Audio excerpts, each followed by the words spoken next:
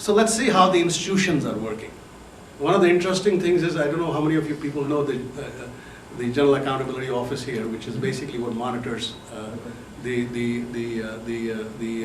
how the public funds are spent. Yeah, well, in India also they have an equivalent of that. It's called the CAG, Comptroller and Accountant General.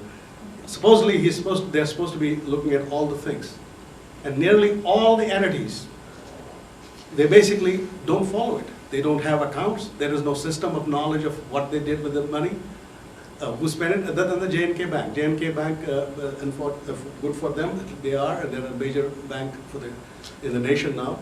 But other than them, nobody else is doing it. Now, and the losses are incredible. The losses are incredible. But what is even more incredible is there is no accountability of asking somebody what the heck is going on. And this is not because this is unusual. This is because even the opposition doesn't ask this question. Nobody talks about it. And what we do in Kashmir is, because by law, and this was one of the presidential bills that was sent to the state, that this audit, because the state wouldn't have a bill which said we want to have Auditor General of India. This is actually an Indian law which was basically submitted and sent to the state.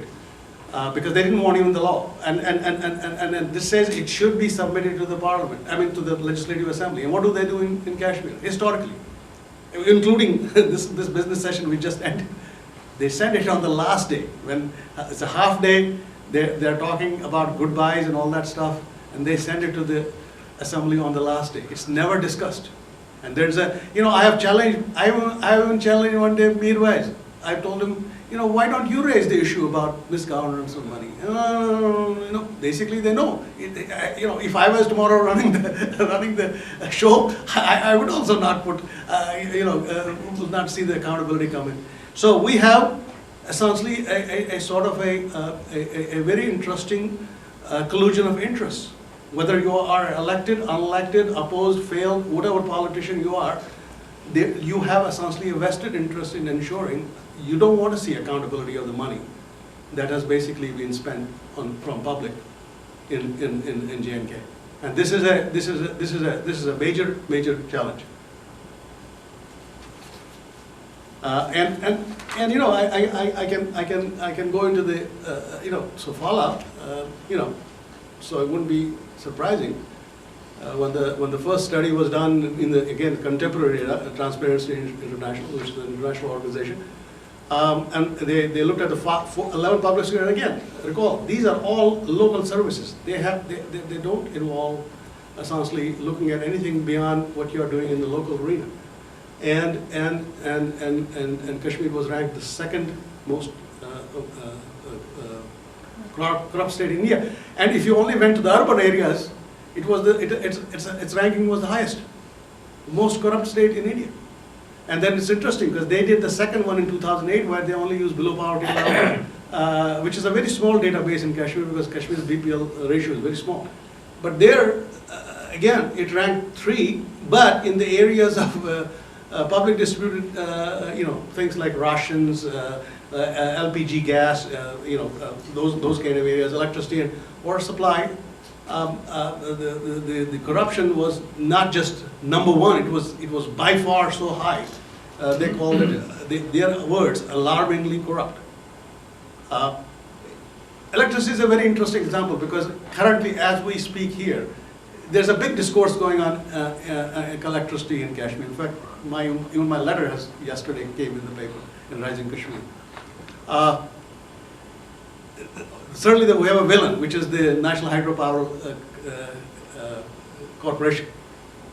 Now, National Hydropower Corporation has a very interesting charter. The charter is, you go and define where you think your best power plant should be located. Then you go to the state and negotiate the terms for installing there. Now, what does the state get? State gets a guaranteed power production from that plant, number 1. Number 2, state gets a certain amount of royalty for allowing the plant to be in their state and use of their resources. And number three, which in America we would consider to be the number one point, which is it provides for the jobs. It guarantees you have to have 75% of the jobs that will be created at that station will belong to the local J&K natives. So this is what the state gets. What do in return? What do the other people have? They have to put the massive investment up front. The investment of 2,000 crores or whatever the plant will need. State doesn't do that, and they get the rest of the power that is not committed to the state. They get to sell it on the grid to the rest of the country. So to me, it's a very equitable system of. But in Kashmir, it cannot be. I mean, it's exploitation. You're using our resources. It is this. You don't have any agreement. You don't. Then somebody says, no. We have draft agreement. Somebody says, it doesn't matter what you have. You go through this power, but you never actually understand some of the issues that are there. One of the interesting ones is T&D losses are really significant. And when I did this view graph, which was like 10 days back, the number was 40% based on the previous data. As I said, the new CAG report has come out. That number is 62% today. Well, it's still better. In early 80s, I had the report which said the transmission and distribution losses in the state of Jammu and Kashmir were in the ranges of 80 to 85%. Yeah, I mean, remember that's because you had basically nobody will pay the nobody's paid. But that's it. The reason why we have such high now is that census tells you how many households you have, and we know how many meters have been put on. So we actually know today, meters are in less than 50% of the homes, and so you have a massively corrupt system where the power development, PDD, is basically both not putting enough this thing. But you will not see that discourse in the public. In the public, the discourse is NHPC is East India Company. That was the term Mr. Taj Mohuddin used the other day in the assembly. And then there are other elements to it. There's the grid corporation, National Grid Corporation, which transmits the electricity, and then there is what we call power trading company, which sets up the tariff. So these are three legs of a stool, and any of those legs breaks, the whole system breaks. And the state has not been paying money to the grid people to transmit the thing because they are delinquent. And again, devil is in the details. And most of the people don't want to have the details because the discourse narrative has been set. NHPC is exploiting us, and we don't want it. And by the way, the discourse starts with the chief minister because he's trying to deflect people from other problems. So he's the one who starts it, and of course he goes sometimes to one issue, sometimes other issue, sometimes the third issue. So the process simply continues.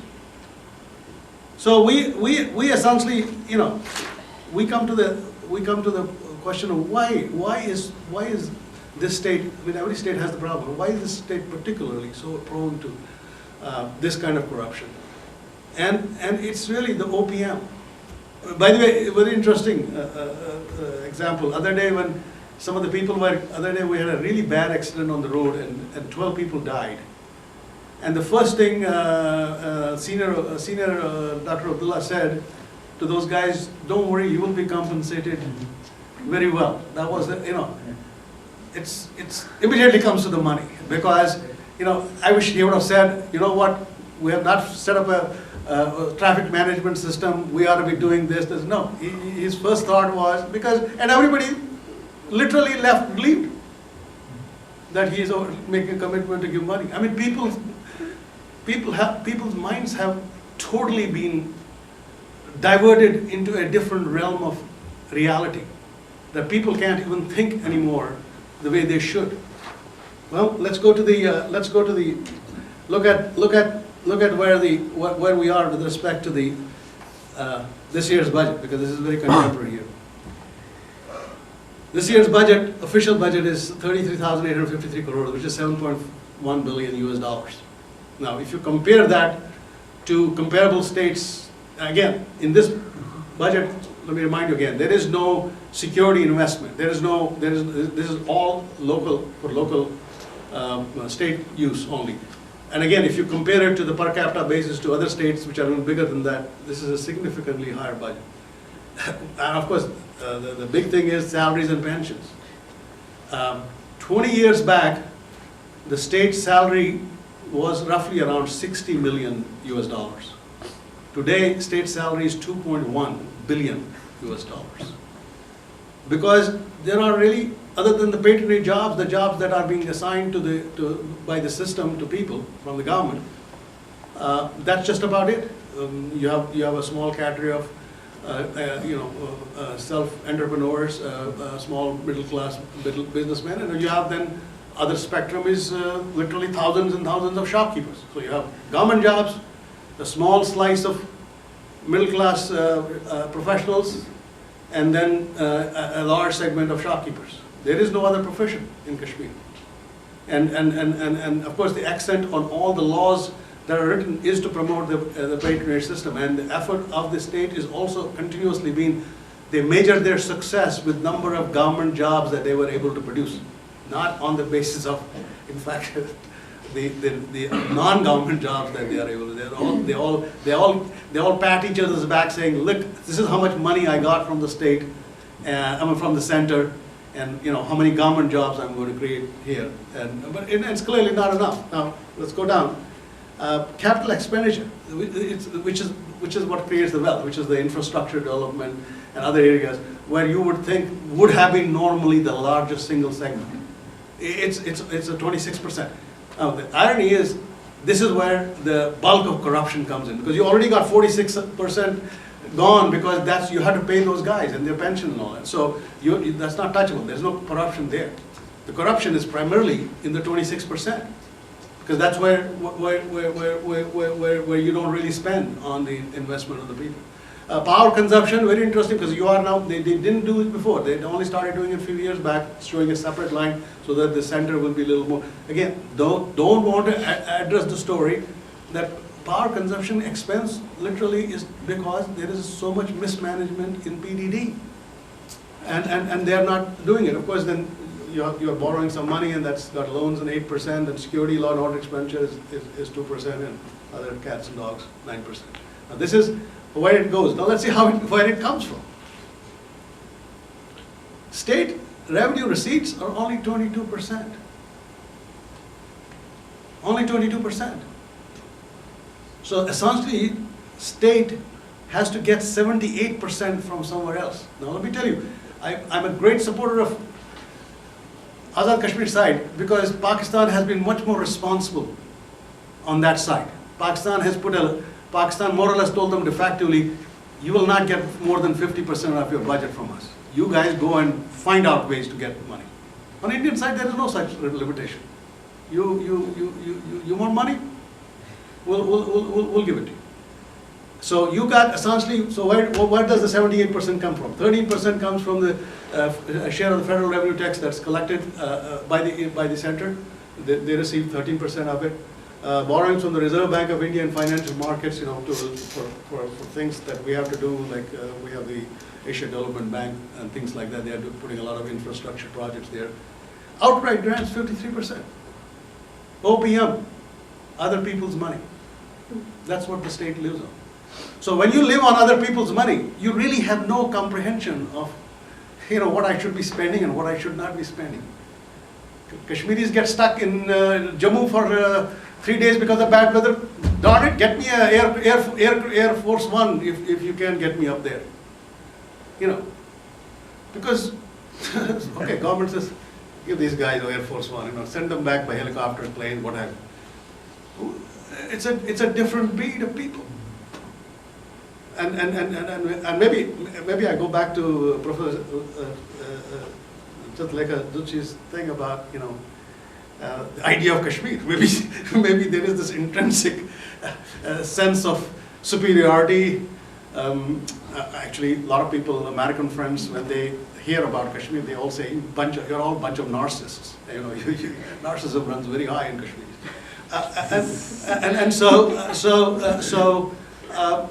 It absolutely distorts the value of what you should or should not have, what you can or cannot afford, what you should be demanding and not be demanding, because there is essentially a child running essentially amok, and nobody's giving that child a tough love.